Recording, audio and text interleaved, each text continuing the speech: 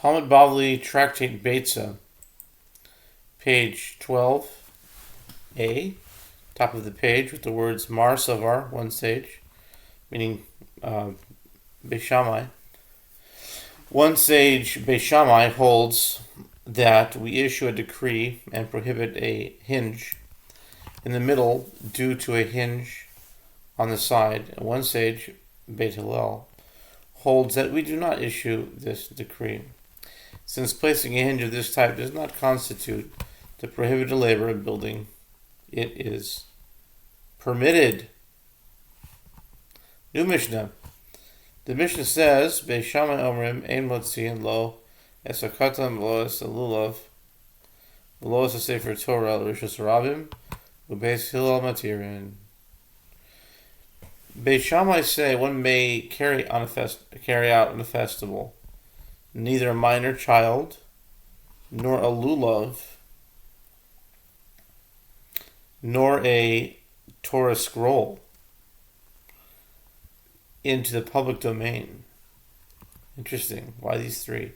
A minor child, nor a lulav, or a Torah scroll into the public domain, as none of these are required for the preparation of food, and Beit Hillel permit it.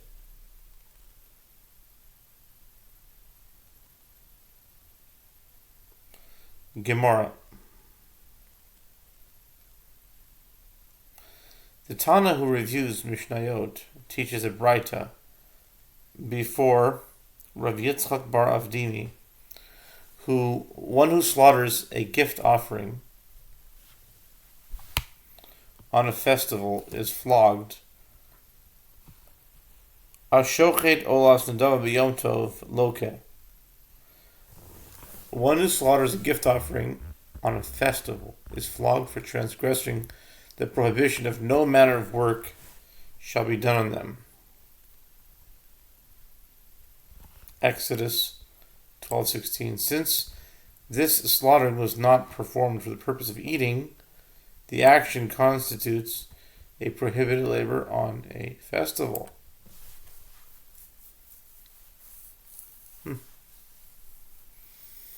Rav Yitzchak bar Avdimi said to that Tana, who could have said this Beitzah to you? It is evidently in accordance with the opinion of Beit Shammai, who say that we do not say since carrying out was permitted on a festival for the purpose of food preparation, it was also permitted not for that purpose. It was also permitted not for that purpose. For if you say the Beitzah is in accordance with the opinion of Beit Hillel, they say, since carrying out was permitted for the requirements of food preparation, it was also permitted not for these requirements. Here too,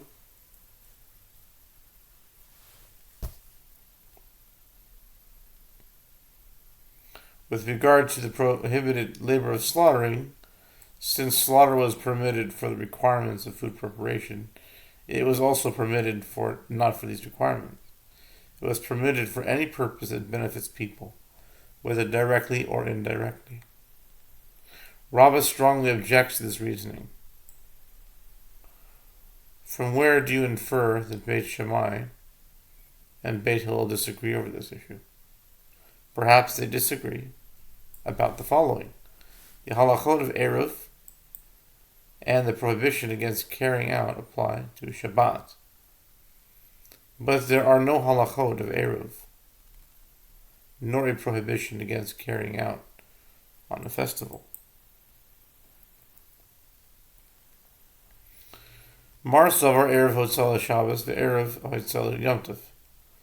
The Gemara clarifies the dispute according to this explanation.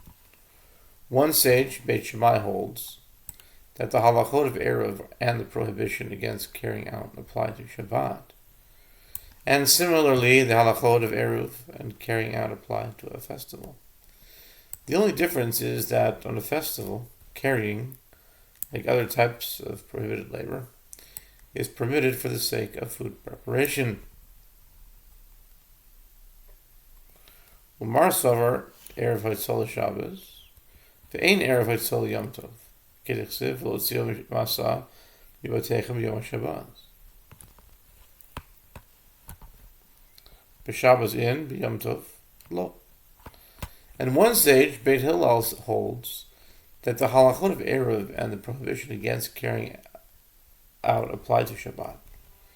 But there are no halachot of Erev, nor a prohibition against carrying out in the festival.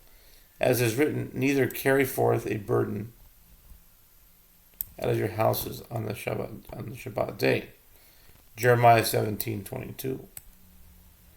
From which Beit Hillel inferred on Shabbat, yes, carrying from one domain to another is indeed prohibited. On a festival, no, it is not prohibited. According to this explanation, Beit Shammai and Beit Hillel did not disagree about whether a prohibited labor that is permitted for the purpose of food preparation on a festival is also permitted when it does not serve that purpose.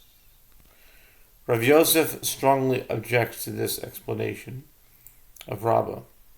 However, if that is so, that the dispute is whether the prohibition against carrying out applies on a festival, Beit Hillel should permit one to move muktzah objects, as the prohibition of handling muktzah is an extension of the prohibition against carrying out. Consequently, let them differ with regard to whether or not it is permitted to carry out stones on a festival. Rather, from the fact that Beit Shammai and Beit Hillel do not disagree with regard to stones, but concerning objects that serve some sort of purpose, conclude from this, everyone agrees that carrying out is prohibited on a festival, and the Torah permitted it only when it is necessary for sustenance. Instead, Beit Shammai and Beit Hillel disagree with regard to carrying out that it is not for the purpose of food preparation. According to the opinion of Beit Hillel, since carrying out is permitted for the sake of sustenance, it is entirely permitted. According to Beit Shammai, the sage is permitted only labor that serves the purpose of food preparation. The Gemara comments, Rabbi Yochanan also holds that Beit Shammai and Beit Hillel disagree.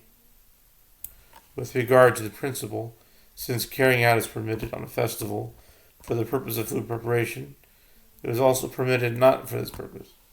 Since the Tana teaches a Beitzah before Rabbi Yochanan, one who cooks the sciatic nerve in milk on a festival and eats it is flogged for violating 5 distinct prohibitions. How so? Number 1, he is flogged due to the prohibition of cooking the sciatic nerve, which is prohibited because sciatic nerve is unfit for consumption. And he is flogged due to the prohibition of eating the sciatic nerve, which is explicitly prohibited by the Torah. And he is flogged due to the prohibition of cooking meat in milk. And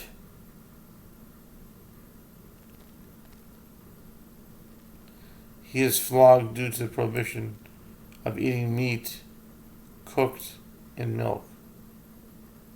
And lastly, he is flogged, top of 12b, due to the prohibition of kindling a fire at a festival.